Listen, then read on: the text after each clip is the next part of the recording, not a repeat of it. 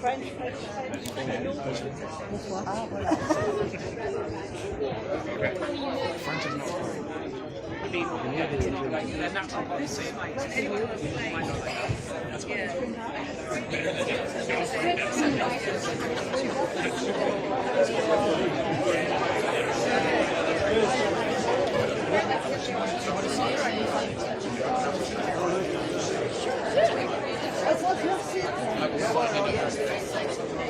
Okay.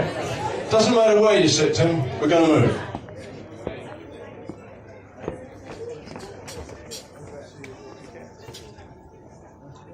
Good Lord, it's gone quiet. I think I'll start. I've got about 20 minutes to tell you a little bit about the Simonds family history.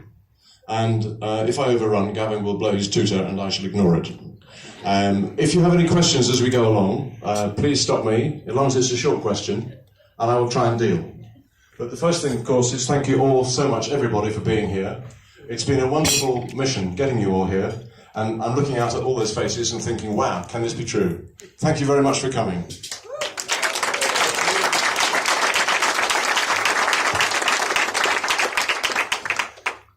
My objective is to try to colour in some of the names on the family tree. I'm going to have to read this, I'm sorry. To make the key connections between our widely dispersed families that I have so enjoyed getting to know over the last 50 years. William, I think I need a volunteer to do the screen for me, please. No, Santa. I've got a hat. Okay. There's the script. Every red one is a change, and I spelled the first one. So you're on Bros. all right. And I can't see it. So. It isn't showing on my screen, and I can't look three ways.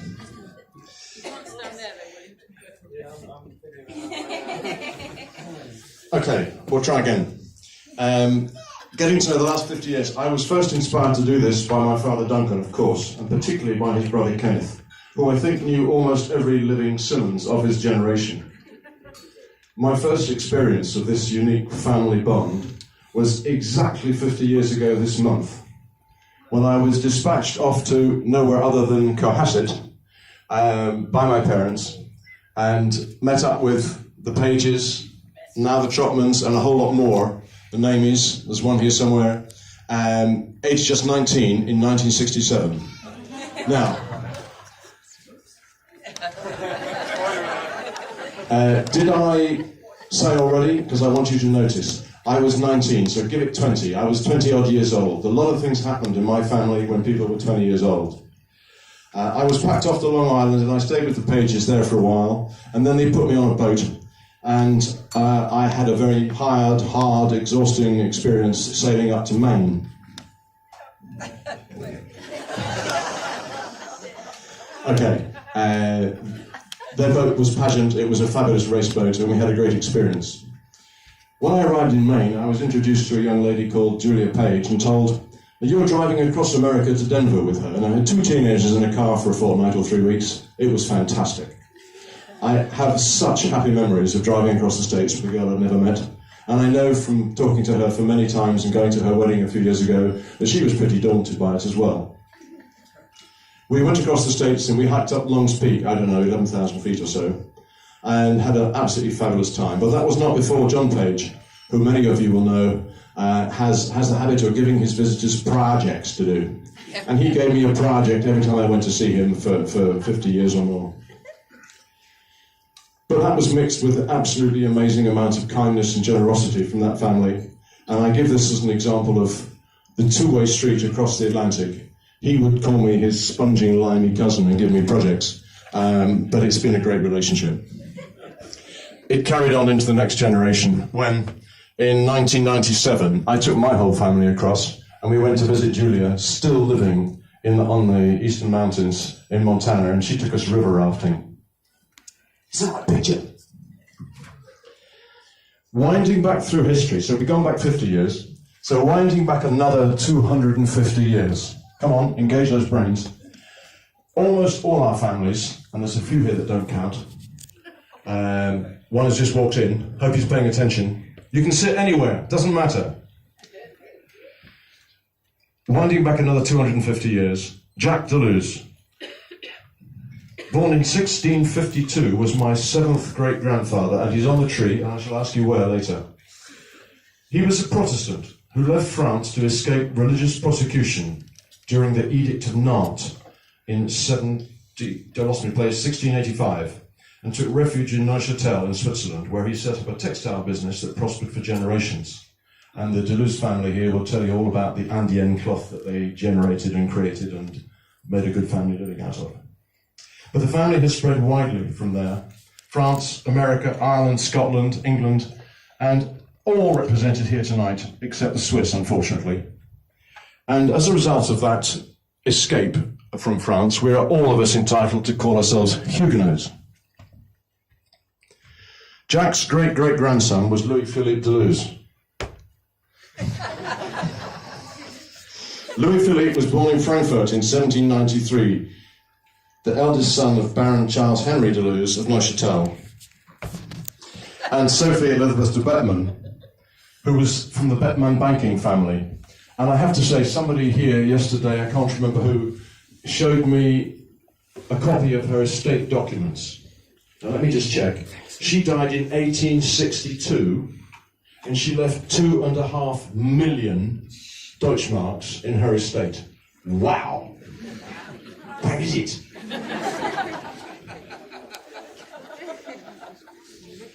I'm lost. Okay, we're back to Jacques and grandson Louis-Philippe. After education in Switzerland, France and the UK, he crossed the Atlantic to New York in 1815. In those days, that was 6 weeks in a sailing boat, which leaked a lot, and he was a lad of, this age again, just over 20, 22.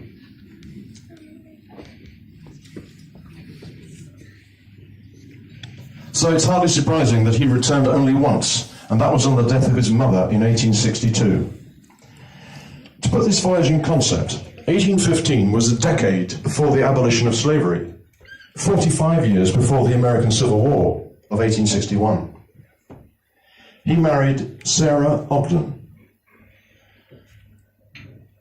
variously pretty or not, who was descended from the original settlers and a wealthy family. They had 7 children, but the key one for us was Sophie Elizabeth de Luze. You see her here with her husband. In August 1842, Louis-Philippe was appointed only the 2nd Swiss consul of New York. And it's interesting that it's recorded at the time he was appointed because he is considerably popular in both business and society. I think that's a theme that runs a long way through our family, and there it is recorded in American literature from 1842. We are honoured to have 6 representatives of the de Luze family here tonight from France, although sadly Geoffroy de Luze, who I know best, is not well enough to be here. And I'm going to be very boring because de Luze family, please stand up so that everybody can see who you are.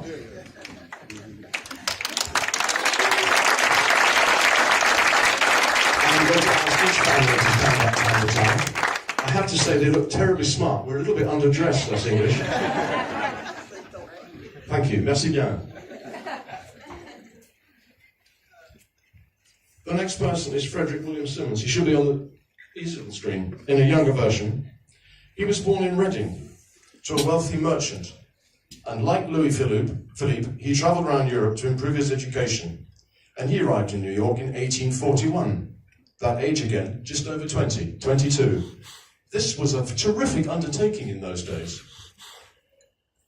Having met Louis-Philippe's family on the long crossing is perhaps not surprising, given their common heritage of dashing across the ocean as children, that Louis-Philippe took Frederick in and set him to work in his merchant house, where they both prospered hugely. Louis-Philippe and Frederick had another thing in common, which also has fallen down the family. They each came from wealthy families with relatively successful fathers. They had no need whatever to undertake dangerous international journeys in search of their fortune, but they did. No, that's not the right picture. It should be 2 people. There we go. Well, it's not my fault. And I've lost my place again. Frederick was the second son of a swashbuckling entrepreneur and Russia trader, William May. He's up there. And Louis Philippe was the eldest son of Baron Charles Henry de Luze. De Luze's, I know which one I'd rather not meet in a dark night. Your guy doesn't look like he's up for much. No surprise then that in 1846, just 5 years after arriving in New York, Frederick ran away with and married Louis Philippe's daughter Sophie Elizabeth de Luze. They had 10 children, including 8 sons. That's quite an undertaking. Now, all bar 2 of those... What year was this? Which son? Year. They're the first, any of them. 1846 they got married. That couple in the previous slide. Okay. They had 10 children, 8 sons.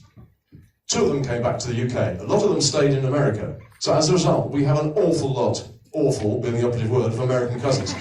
It's your turn to stand up now and take your bow, please. All the Americans here. And I have to say, there's a couple of Scottish interlopers who count as American cousins. No, not you. It's Jenny.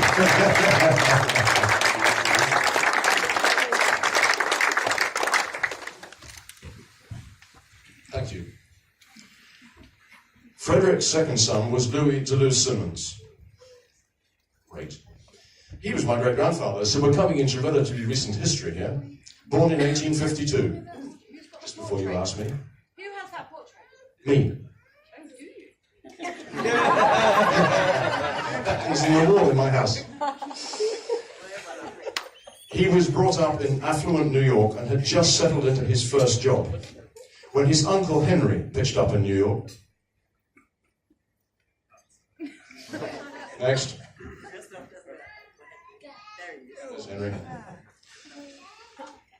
Henry came and said to his brother, testing, who's his brother? Frederick, and lend him a son. Please lend me a son, because I've slaved my whole life building this brewery and I have no children. And I need a son. So he lent him Louis. And Louis, dear boy, aged 19, was packed off. And anybody who goes over to the desco there, there's a white book, and in it you will find this letter, along with a lot of other letters from that period. I have thousands of them. If anybody's a budding archivist and wants to spend a month sorting them out, you're very welcome. But there's the picture of the letter that he wrote, aged 19. And it's poignant because it says, I have reconsidered your offer, and after much thought, I decided I will accept. I don't know anything about brewing or England, but I'm sure I will grow to love it. So he came over here in 1871 or 2, January, and he also wrote, please can I come just after Christmas? Can I have one last Christmas at home? He was the same age. It's that same age over again, just 20 odd, and he came over here and set up home. I'm jumping.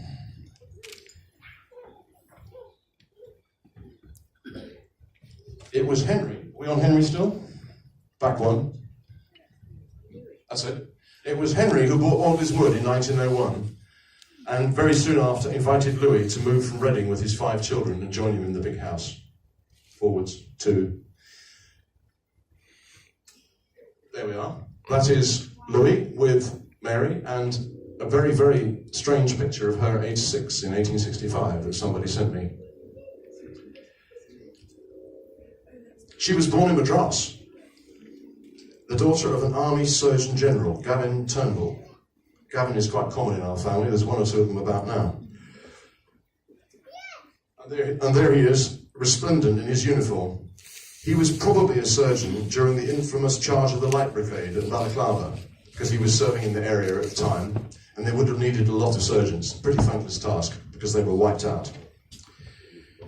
They had 5 amazing children. The next son is, to me, Uncle Gavin, properly addressed as the Right Honourable the Viscount Gavin Simonds of Sparsholt, Lord High Chancellor of Great Britain. Uncle Gavin was one of the greatest legal brains of his generation. He and his brothers lived here in this house from 1901, and his presence is commemorated on the blue plaque outside the front door. A scholar at Winchester, he was a fellow of the college and later a warden. He was an exhibitioner at New College, Oxford. Uncle Gavin married Mary Hope Mellor in 1912. She was, not surprisingly, the daughter of a famous judge. But they very sadly had 3 sons who all predeceased them. Robert, John Mellor, who was killed in action in Arnhem, and Gavin Alexander, who died in 1951, but as a result of illnesses contracted while serving in East Africa. As a result of that, both his titles of Baron and Viscount died with him. Gavin was appointed Lord Chancellor by Winston Churchill in 1951. Good. This meant he was in office. Sorry, can't see around me. This meant that he was in office when King George VI died. So he carried the enormous responsibility of personally going to tell the Queen that she was a widow in the middle of the night, and later presiding over the coronation of Queen Elizabeth at Westminster. This is commemorated in a Canterbury Cathedral window. One high point of his term was a visit to the USA and Canada, where he gave the keynote speech to 1,500 assembled lawyers of the American Bar Association. But he managed to take time out to go and stay with his cousins, Gran and Grants, in Cohasset.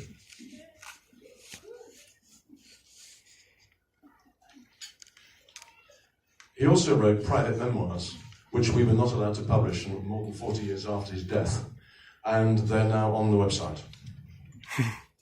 They're fascinating reading for anybody in the legal world.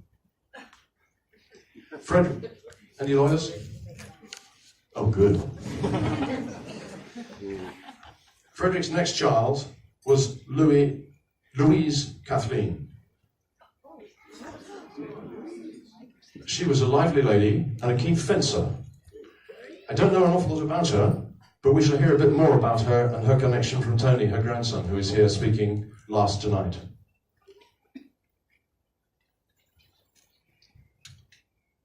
We have another pic, please. Yes. Louise married John Hare, here in Alder's Wood. Sorry, I forgot that. Thank you, Prompt. And that is the room where most of us have breakfast, and it's a restaurant at the hotel. It used to be a conservatory, now it's a restaurant. And those are some of their wedding presents, laid out. Next one. There.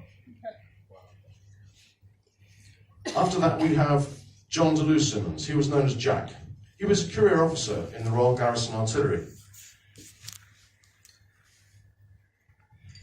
In 1910, he led a small contingent of troops from Hong Kong to Hainan Island, which is a large unexplored island off the southern tip of China. It took 5 weeks to survey it, map it, and report on an island still populated with headhunting savages. There's a side thing here. It's quite possible he was doing that because the British knew that they couldn't keep Hong Kong. His personal diary, hand-drawn maps, and silver-crown photographs of never-before-seen or recorded tribesmen and villages give a unique insight into this dangerous assignment. This is the map they actually drew. Gavin and I inherited all this, and we've given it to a museum because it's great stuff. But if anybody wants to see the diary and the photographs, there is a colour copy of the whole lot on the table outside. He served in World War I, stationed at the front continuously from 1914 until his death in Mazangab in April 17.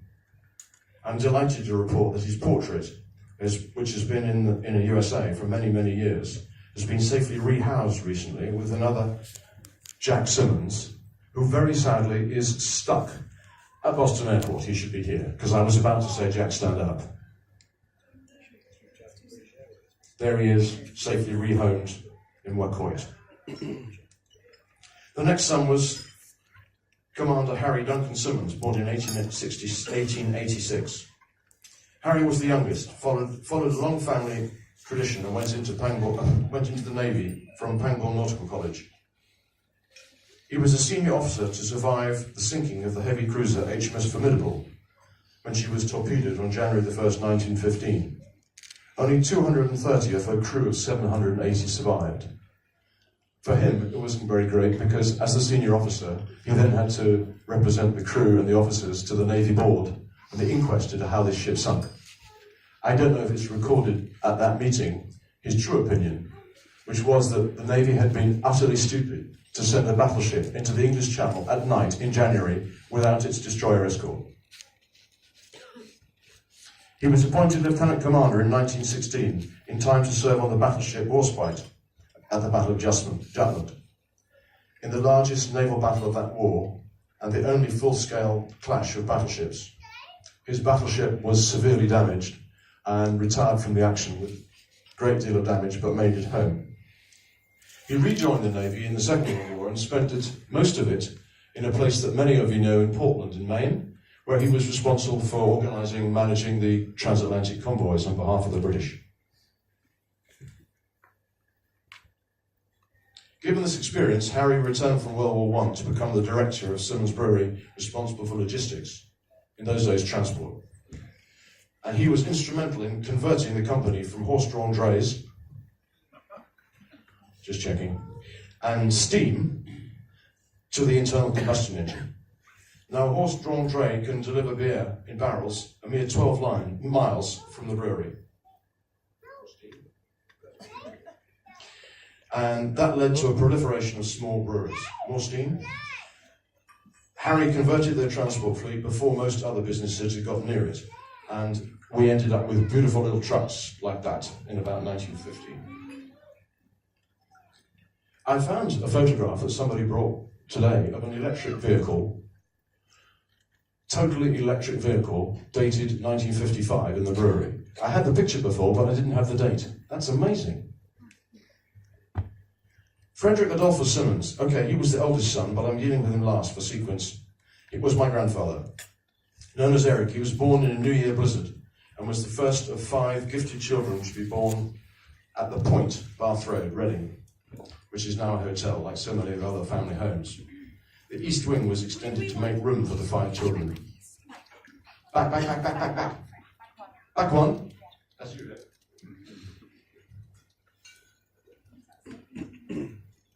1928. Born in 1881. January. Okay? Good. No more questions? They moved here to this house in 1901. He was called up by telegram from Magdalen College, Oxford in 1900 and spent a year fighting in South Africa in the Boer War. He returned in 1901 with the rank of lieutenant and the campaign medal. I have some fabulous letters that he wrote home and to his grandmother in New York from the front line. And again, it was one of those sample in my book over there of old letters. It's almost illegible. It's all sweaty. It's written in pencil. And he apologises for that. He's sitting in a ditch writing it. He married Amy Fitzgerald Hill. There comes the Fitzgerald's connection, and somebody will tell us a bit about that later, guy, I think. In Stallman's Abbey in February 1909. Amy was the second daughter of John Sheriff Hill and his second wife, Sophie Fitzgerald. Another Sophie, completely different line. They set up home in Pensdale on the Murdoch Road in Wokingham, anybody knows the area. But they returned to Aldis Wood in 1930, following the death of his mother Mary. In 1930, they tried to sell Aldis Wood, failed, because it was the middle of the Depression. So they sold their small house and moved in here. And one of the letters I have records the fact that he wrote to one of his family, "In these straitened times, we feel the need to reduce the house staff to 6. That letter's not out there, but many others are. I couldn't find it. He had a busy social life with a passion for shooting and horse racing. He used this interest to promote the Simonds brand, and as a result, almost all of the racecourses in southern England sold Simonds beer. He developed a novel way to dispense draft beer. Note the Americans here, that's at room temperature. Direct from the tanker. He led the business through troubled times like the General Strike in 1926 and World War II. When he became a director in 1916, the firm had 1 brewery and 300 pubs.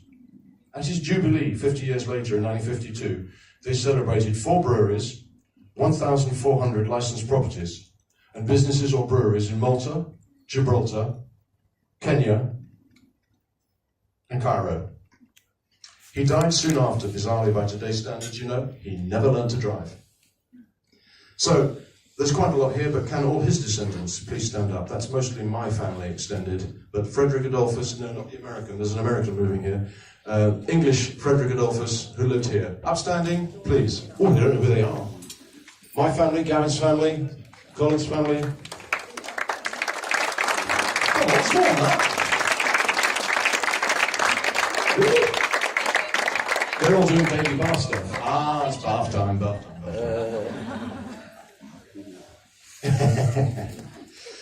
Which, of course, brings us neatly to his three sons and our celebration here tonight. Louis, educated at Eton and at Sion College in Switzerland, Louis joined the brewery, becoming director shortly before the outbreak of World War II. He served in the Royal Berkshire Regiment in France, followed by the Royal Army Service Corps in North Africa. On one fortuitous occasion in 1943, the three brothers met up in Cairo. Quite extraordinary, in the middle of the war. Some of his family are here today, led by Erica, on the Archangel's stout table. Would Erica and Louis' family please stand up and take their bow? Where are they? There's one or two more. You can set that, Michael, you're attached.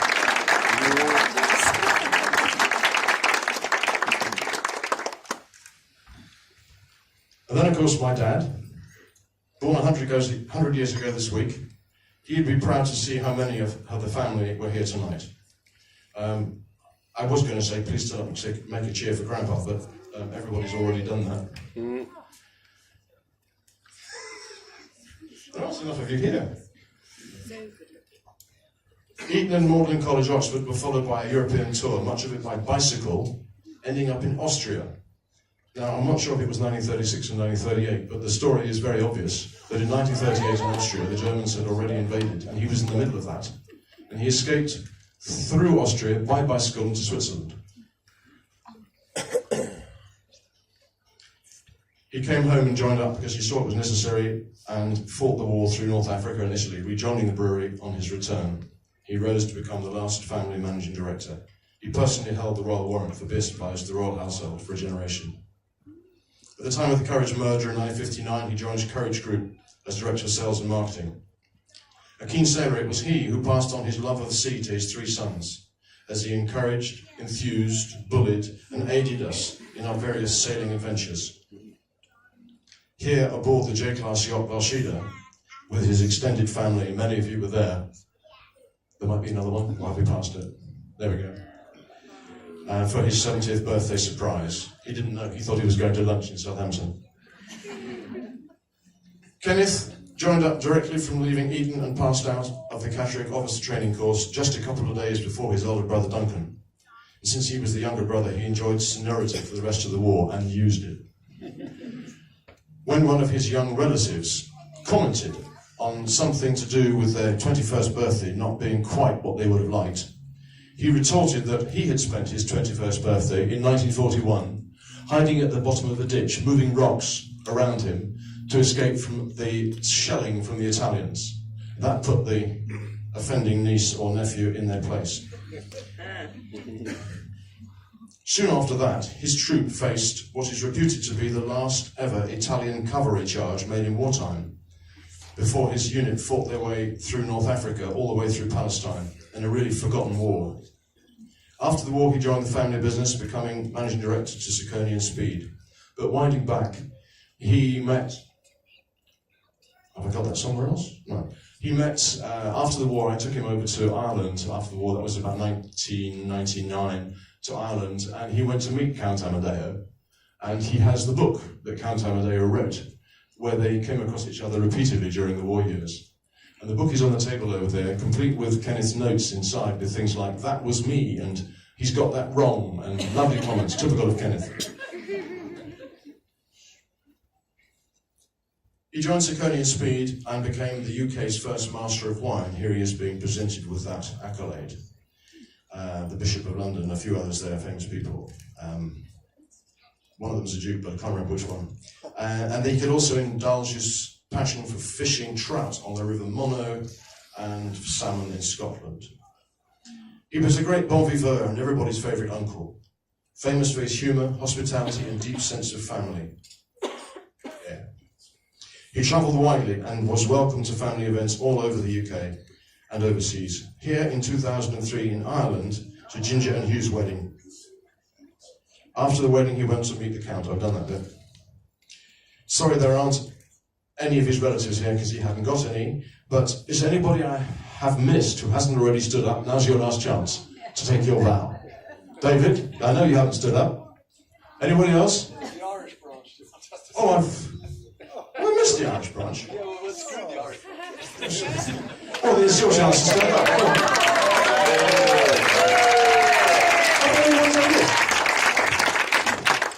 Damn, I shan't be welcome in Ireland again. But you're doing that later. I had to go back another 7 generations to get here. He says, hurry up. Go to Vance. We share an amazing bloodline of ancestors who, you can stand down now, who over many generations have demonstrated their shared qualities. To highlight but a few, perhaps, they include energy, courage, determination, and even business skills. Then there is their sense of decency and their sense of family values that crosses oceans. I believe that we are indeed fortunate to be linked by such people. Many of them lost their lives in the service of their country, and those that I know of are honoured on that family tree over there in red type. I've been inspired to produce that tree for this grand reunion by the accumulated efforts of so many, starting with Louis de Luze, who commissioned the first family tree in about 1920, and that's sitting on the right-hand table out there, a beautiful scroll, beautiful and fragile. This was furthered by Terry Simonds in the USA, sadly not here tonight, not well enough, who spent 30 years researching and digitizing it. I visited him in North Carolina 7 or 8 years ago, and he passed the baton. Not sure whether it was a good baton or not, but I've really enjoyed it. But the more so also by Kenneth and Duncan, who by their almost daily example showed just what fascinating and rewarding things can spring from family. So I so encourage you all to grasp this concept and carry it forward and away from here to your families and to the next generation. And thank you for coming.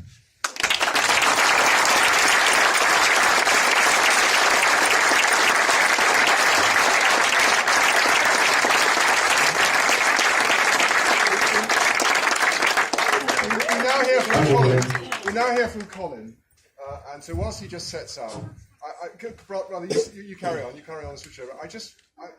I think most of us know enough to know what an incredible amount of work must have gone into that in order to research and commit to paper and then to communicate that extraordinary story. And I was really taken away by it. So what I'd like everyone to do is just thank Raymond one more time for that.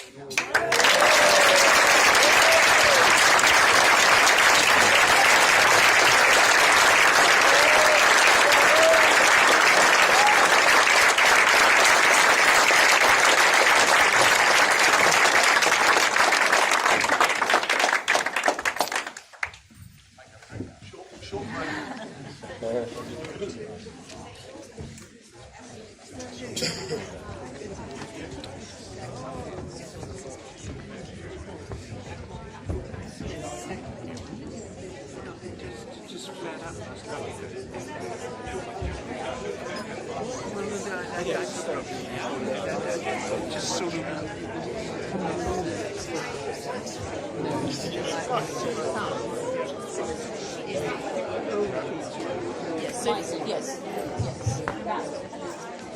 And then